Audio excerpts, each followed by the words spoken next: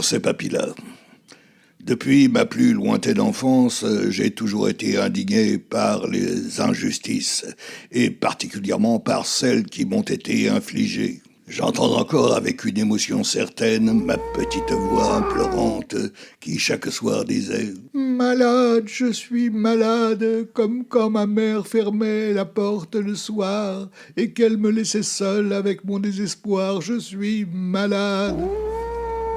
Quelques années plus tard, j'attendais avec impatience le jour de ma première communion. Non pas par piété excessive, mais parce que c'était l'occasion pour les enfants pauvres d'arborer pour la première fois de leur vie un costume. Le destin s'acharna sur moi.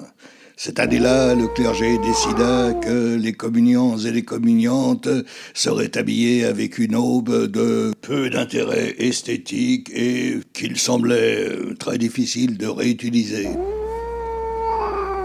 Me voilà devenu jeune homme, et je tombe fou amoureux de la jolie Candy, dont je n'ai jamais su le véritable prénom. Dès le lendemain de notre torride union, elle me quitta pour aller avec Jean-Paul, puis Eric, puis Alain, puis je ne sais plus, j'ai arrêté de compter, mais j'ai compris à cette occasion que la libération sexuelle n'avait pas que des avantages. C'en était trop, je décidai alors d'aguerrir mon âme et de faire de mon cœur un monument de pierre. J'allais désormais m'employer à changer le monde, bien qu'il ne m'ait rien demandé. J'étais dès lors de toutes les manifs. Manifs contre la faim, manifs contre la guerre, manifs contre les dictateurs, manifs contre le sida, qui n'en avaient que faire. Lorsque je me tourne vers ce passé prestigieux, je m'aperçois que rien n'a changé. Et j'ose espérer que mon engagement sans faille n'a pas empiré les choses.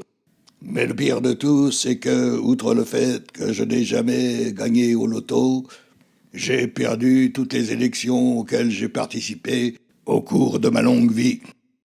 Et toc.